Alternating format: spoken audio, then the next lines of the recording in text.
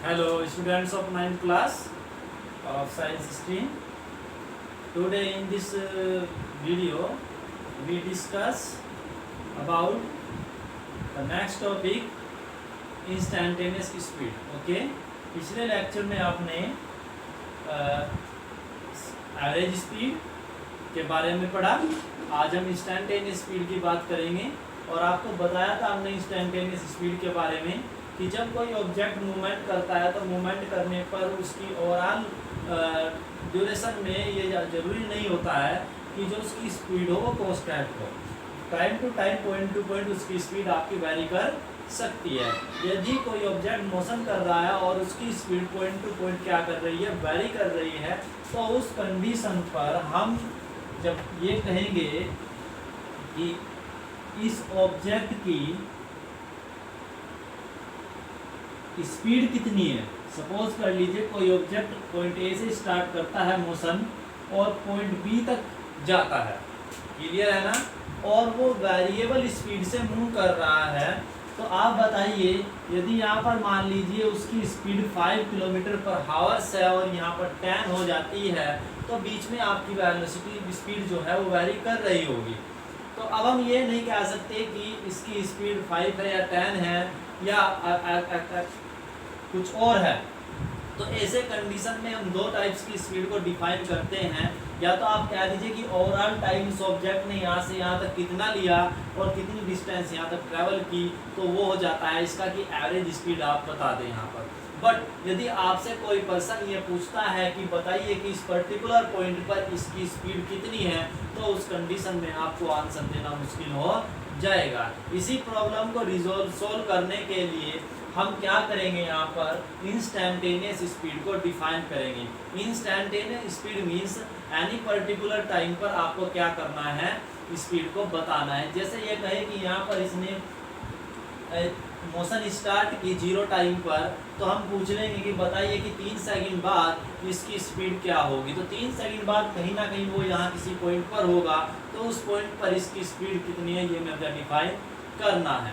तो आज का जो हमारा ये टॉपिक है इंस्टेंटेनियस स्पीड से रिलेटेड है। तो देखिए कैसे हेडिंग डाल देते हैं,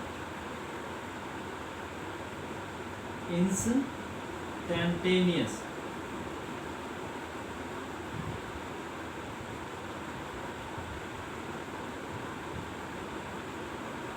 ओके, तो डेफिनेशन तो एज इट इज ही रहेगी, बट थोड़ा सा डिफरेंस हो जाएगा।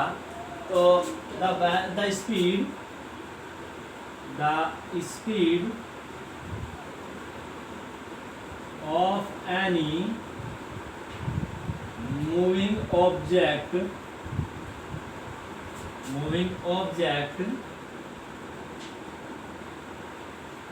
at any instant, इसी समय, ठीक है, is known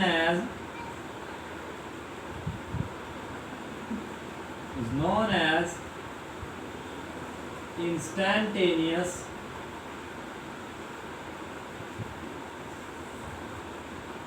स्पीड। ओके, अब हमें करना क्या है, इसे डिफाइन करना है। कैसे डिफाइन करेंगे, तो आपको जो जनरल फॉर्मूला पता है स्पीड का, वो डिस्टेंस बाय टाइम पता है। जनरली आपको पता होगा कि जब आप डिस्टेंस की बात करते हैं तो एक लेंथ इंटरवल होता है कि यहाँ से लेकर लेंथ सेगमेंट होता है कि इतनी लेंथ आपको लेनी है डिस्टेंस में। एक जो आप टाइम की बात करते हैं वो भी एक क्या होता है, टाइम इंटरवल होता है। तो हम यहाँ पर क्या करेंगे, एक स्मॉल एलिमेंट ले लेते हैं। सपोज कर लीजिए कि ये आपने एक छोटा सा भाग लिया और इसमें जो ट्रैवल डिस्टेंस है इसके द्वारा वो डेल्टा एस है, ठीक है। डेल्टा डी भी कह सकता था, बट डेल्टा डी इसलिए नहीं कहूँगा क्योंकि डी का सिंबल यहाँ पर यूज करना है। आपके लिए थोड़ा सा न्यू होगा, बट मैं फिर भी आपको बताऊंगा, तो ज़्यादा डीपली आपको जाने की ज़रूरत नहीं है। ये भी आपके लिए एक एडवांस ही डेफिनेशन मानिए जो आपके सिलेबस में जनरली दी गई होगी, बट मैं इसे डिटेल में करा रहा हूँ आपको, ठीक है ना। तो चलिए, ये आपको 11th क्लास में डीपली पढ़ने को मिलेगा। तो यहाँ पर इसे यहाँ से यहाँ तक जाने में कुछ टाइम भी लगा होगा। सपोज कर लीजिए कि वो टाइम यहाँ से यहाँ तक जाने में डेल्टा टी। डेल्टा का मतलब होता है चेंजिंग टाइम, कि यहाँ से यहाँ तक का जो टाइम में जो चेंजिंग है वो डेल्टा टी है। यहाँ से यहाँ तक जो इसकी पोजीशन में चेंजिंग है वो डेल्टा एस है। तो अब आप यहाँ पर देखिए कि जो इंस्टेंटेनियस स्पीड होगी इसे हम यहाँ पर ए से लिख देंगे। तो यहाँ पर हम डिफाइन कर रहे हैं, इसलिए इंस्टेंटेनियस का सिर्फ यहाँ पर लगा देंगे हम, जिससे कि ये पता चल जाए कि इंस्टेंटेनियस है। बट जब हम आर्टिकल्स करते हैं तो वहाँ पर हमें बताने की ज़रूरत नहीं होती है कि इंस्टेंटेनियस है या नहीं है, क्योंकि इसका जो फॉर्मूला निकल कर आएगा वो ऑटोमेटिकली इंडिकेट करेगा कि इंस्टेंटेनियस है या नहीं है।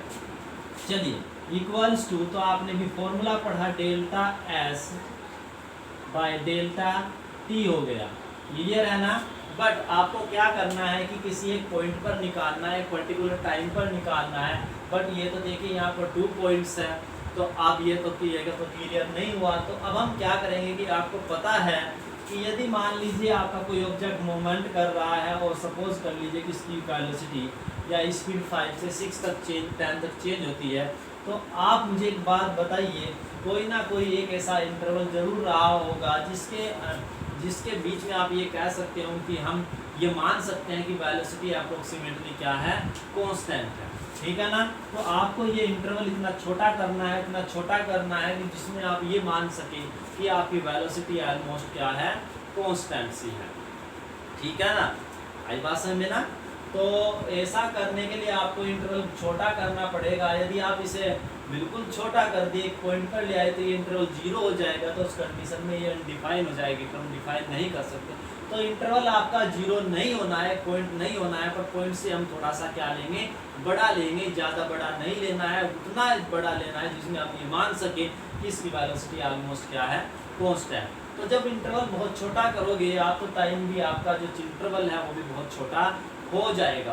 तो हम इस टाइम इंटरवल को बहुत छोटा करेंगे, और छोटा करने के लिए हम यूज़ करते हैं एक वर्ड लिमिट। क्या यूज़ करते हैं, लिमिट। लिमिट का मतलब होता है सीमा, कि हम इसे इतने तक ले जाने की कोशिश करेंगे। तो डेल्टा टी बहुत छोटा कब होगा, जब ये क्या हो जाएगा, 0।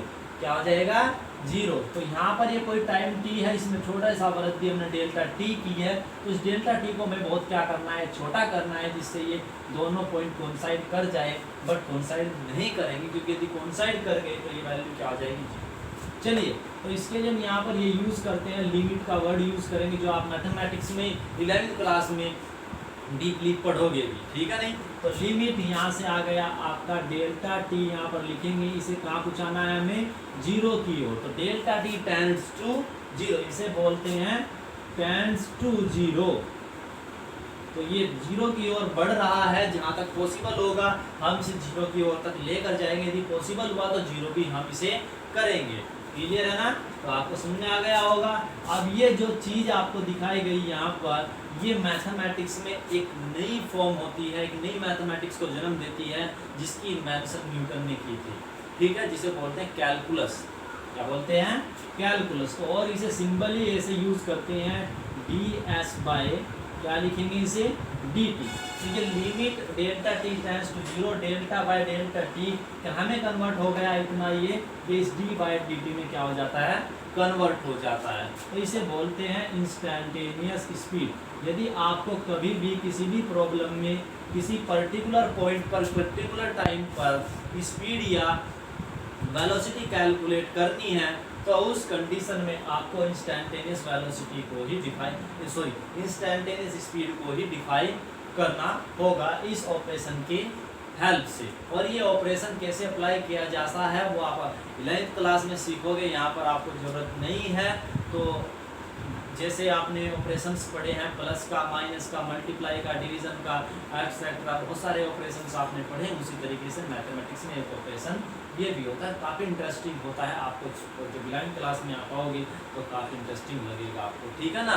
तो ज़्यादा डीपली आपको सोचने की ज़रूरत नहीं है, थोड़ा सा इंट्रोडक्शन देना था मुझे इंस्टेंटेनियस स्पीड का, वो आपको दिया गया है। जैसे हमने वहाँ पर पिछले लेक्चर्स में आपने देखा कि हमने डिस्टेंस पढ़ा, डिस्टेंस के साथ हमने डिस्प्लेसमेंट पढ़ा। डिस्टेंस एक स्केलर क्वांटिटी थी, डिस्प्लेसमेंट एक वेक्टर क्वांटिटी थी।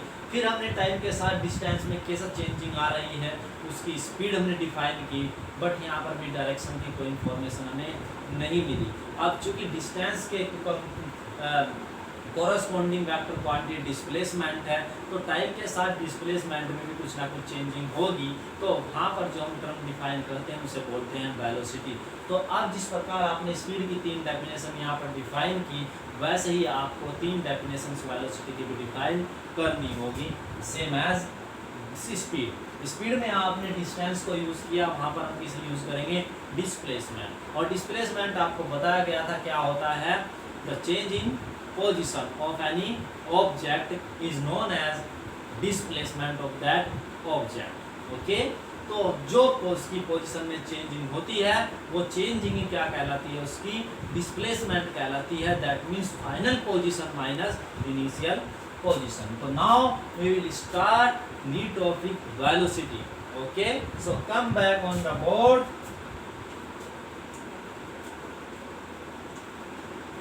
So next heading is velocity. First of all, we define the general definition of velocity. देखिए वेलोसिटी भी आपकी 2 टाइप्स की होती है, एक होती है लीनियर वेलोसिटी, एक होती है आपकी एंगुलर वेलोसिटी। ये सभी चीज़ें आपको 11th क्लास में पढ़ने को मिलेगी। तो अभी हम जो कुछ पढ़ा रहे हैं वो बेसिकली 9th क्लास के लेवल से पढ़ा रहे हैं, इनमें कुछ करेक्शन होंगे इन द 11th क्लास। तो कभी आप लोग ये कहो कि 9th क्लास में सर ने कुछ ऐसा पढ़ाया था 11th में चेंज हो गया, तो वहाँ पर हम मॉडिफिकेशन करेंगे, क्योंकि वहाँ पर आपको इसके कोरोस्पोंडिंग कंप्यूटर पढ़नी पड़ेगी।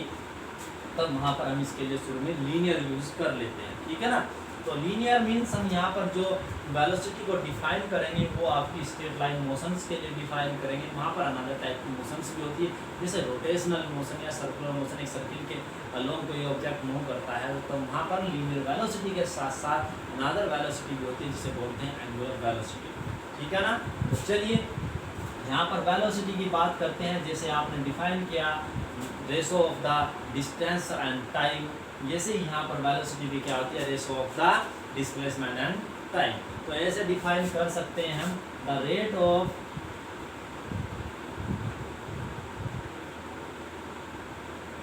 चेंज ऑफ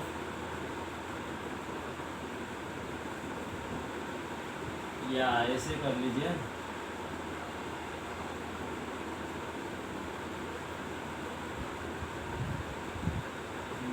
सिंपल डेफिनेशन लिखी जाए या यही लिख दी जाए, जनरली बच्चों की यही याद रहती है, चाहे जैसे भी लिख सकते हैं।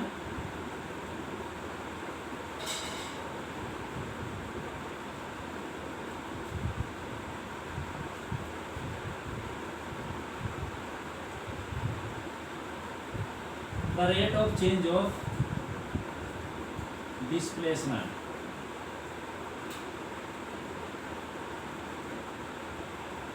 with respect to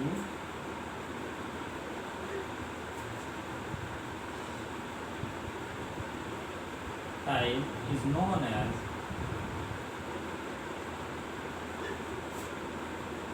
velocity of any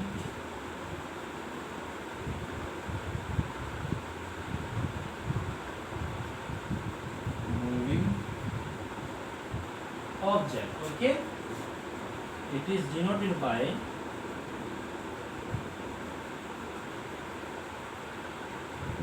small v। तो इसे हम कहाँ से डिनोट करेंगे, v से।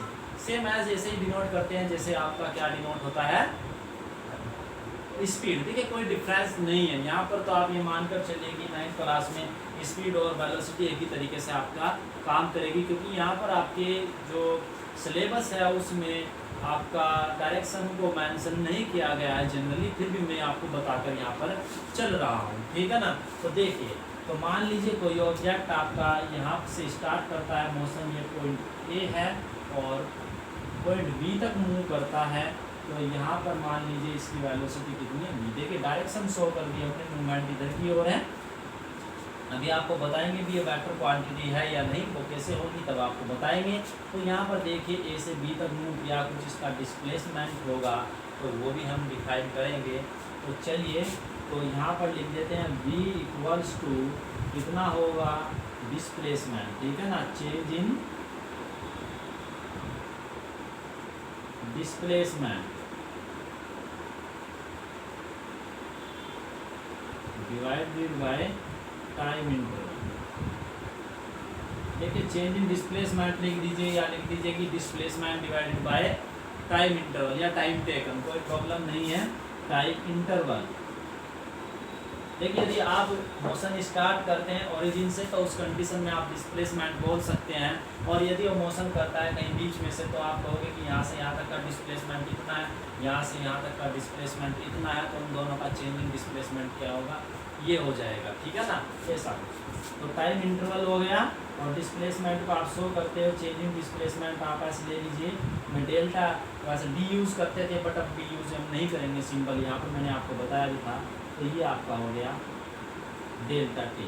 अब आप बताइए जो डिस्प्लेसमेंट आपकी क्वांटिटी है वो कैसी क्वांटिटी है, तो आपको पता है कि डिस्प्लेसमेंट एक वेक्टर क्वांटिटी है जिसकी डायरेक्शन होती है, और डायरेक्शन क्या होती है, डायरेक्शन ऑफ मोशन, जिस डायरेक्शन में वो मोशन कर रहा है। तो मोशन की इस डायरेक्शन में हुई, इस डायरेक्शन में, तो डिस्प्लेसमेंट की डायरेक्शन भी क्या होगी, इस डायरेक्शन में हो गई, ठीक है ना। और जब इसे आप किसी स्केलर क्वांटिटी से डिवाइड करोगे तो इसकी डायरेक्शन पे कोई इफेक्ट नहीं पड़ेगा, तो इसलिए वेलोसिटी भी आपकी क्या होती है, एक वेक्टर क्वांटिटी होती है। क्या होती है, वेक्टर क्वांटिटी। तो ये आपका फॉर्मूला बन गया, और करके आप ये भी फॉर्मूला लिख सकते हो जैसा आपको बताया गया था, वेक्टर डी बाई टी, कोई प्रॉब्लम नहीं है, ठीक है ना। तो that is we can say that it is A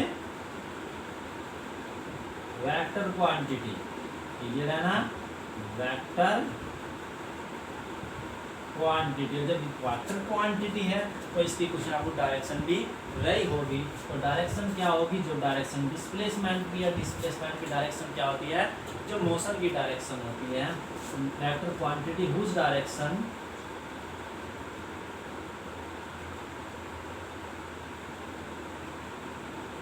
is along the, yes लिख दीजिए, is towards the direction of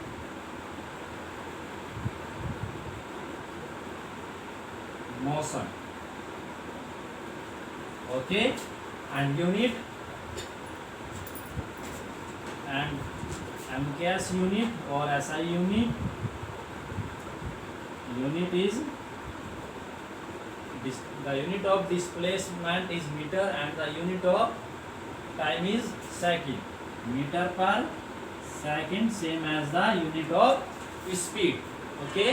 I think आपको वेलोसिटी की जो डेफिनेशन है वो क्लियर हो गई होगी। सिमिलरली हम एवरेज वेलोसिटी और जो आपका इंस्टेंटेनियस वेलोसिटी है उन्हें डिफाइन कर सकते हैं, उसमें कोई प्रॉब्लम नहीं है। इंस्टेंटेनियस स्पीड में आपका यहाँ पर क्या आता है, स्पीड, ठीक है ना। इसमें क्या आ जाएगा, the velocity of any moving object at an instant is known as instantaneous velocity, और यहाँ पर आपको सिर्फ वेक्टर सिंबल लगाना है, और ये सिमिलर आपका v instantaneous d s vector by d t आपका हो जाएगा। तो सेम एज आप इंस्टेंटेनियस वेलोसिटी को डिफाइन करिएगा। एवरेज वेलोसिटी में जैसे हमने वहाँ पर किया था total distance by total time interval का टाइम टेकन, ऐसे यहाँ पर होगा total displacement by total time taken. तो ये काम आप लोगों को खुद करना है, और करने के बाद जो ये आपको होमवर्क दिया गया अपनी नोटबुक में करिएगा, और उसका फ़ोटो खींचकर मेरे व्हाट्सएप नंबर पर उसे सेंड जरूर कीजिएगा। Okay, thank you for watching this video.